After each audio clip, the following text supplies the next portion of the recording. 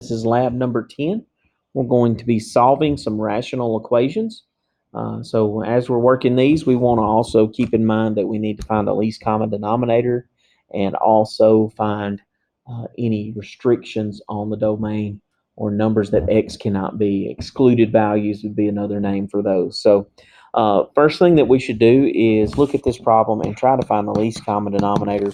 And in order to do that, you want to look at the denominators of each fraction and decide, can I factor that in any way?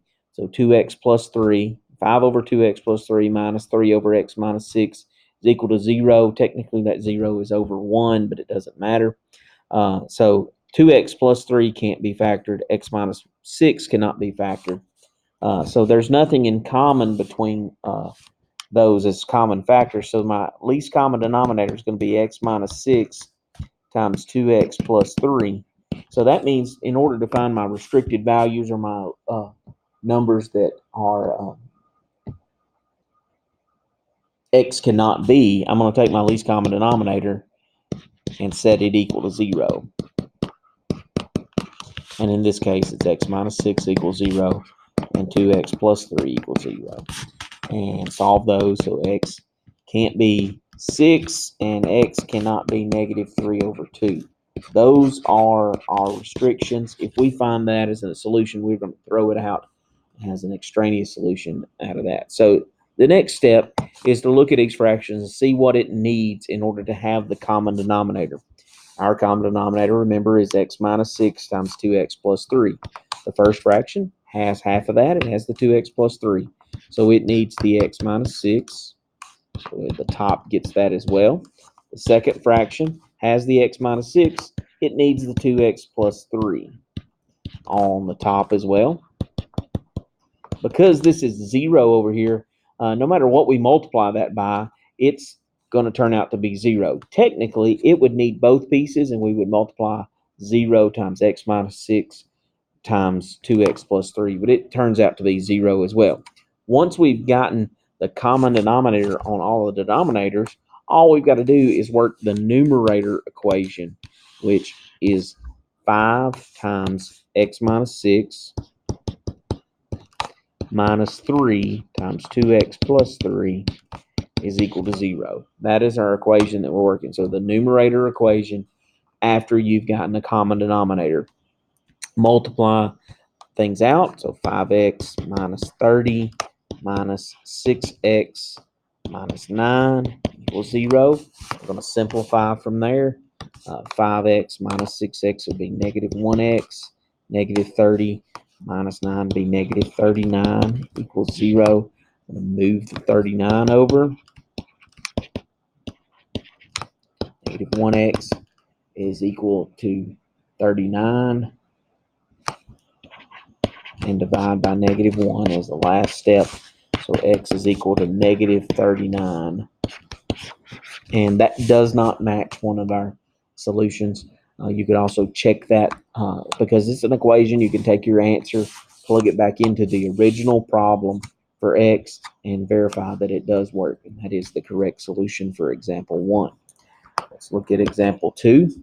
We have 2x plus 1 over x minus 2 plus 3 over x is equal to negative 6 over x squared minus 2x. So first step is finding your least common denominator because we have a fraction problem here, and we're going to try to solve that. So in finding the least common denominator, the first thing you should try to do is factor any of the denominators that are in the problem. So x minus 2 does not factor. Plain x does not factor. But here we have x squared minus 2x, and that does factor. It has a GCF of an x. So that's x times x minus 2, which then we look at the denominators in the problem, and we notice, okay, this guy has x and x minus 2. Well, this person only has x, and this one has x minus 2. But those are common with that one. So the least common denominator turns out to be x times x minus 2. So then we go and say, okay, I can get my restricted values on x. X times x minus 2 equals 0. X equals 0. X minus 2 equals 0. Hey, there's one of our restricted values. The other one is positive 2. If we get those as solutions, we're going to throw them out as extraneous solutions. So then we try to incorporate that common denominator with each fraction. So this first fraction, it has the x minus 2, but it's missing this x that we have here. So the top and the bottom get the x. The second fraction is missing the x minus 2. So the top and the bottom get the x minus 2. The third fraction, the one on the right side of the equal sign, it already has both of those pieces. So it doesn't need anything additional added to it or multiplied to that negative 6 on the top.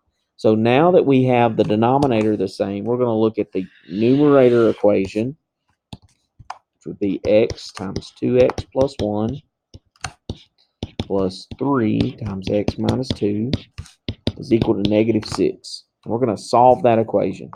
So that'd be 2x squared plus x plus 3x minus 6 is equal to negative 6. And we're going to simplify the left side because we've got like terms that we can put together. We have 2x squared, 1x plus 3x is 4x minus 6 is equal to negative 6. The next step would be to try to get this equation. Because we have an x squared in the problem, then we need to get x by itself in order to, or we need to get 0 on one side so that we can factor. If we did not have the x squared, we would try to just get x by itself like we did on the previous problem. Here, we're going to try to get it equal to 0, so I'm going to add 6. Works out great because then we have 2x squared plus 4x equals 0. Those cancel each other out. And now we can use factoring to solve this. 2x squared minus or plus 4x has a GCF of 2x, leaving us x plus 2 in parentheses. So we set up two equations.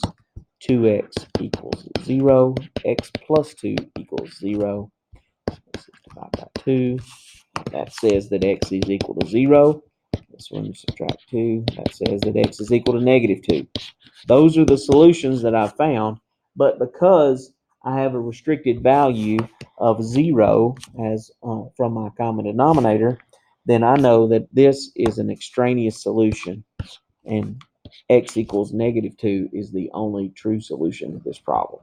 So does not equal 0, but x equals negative 2 is the solution. You could plug that negative 2 back into the original problem and work that out, and you would see that it is the correct answer for this problem.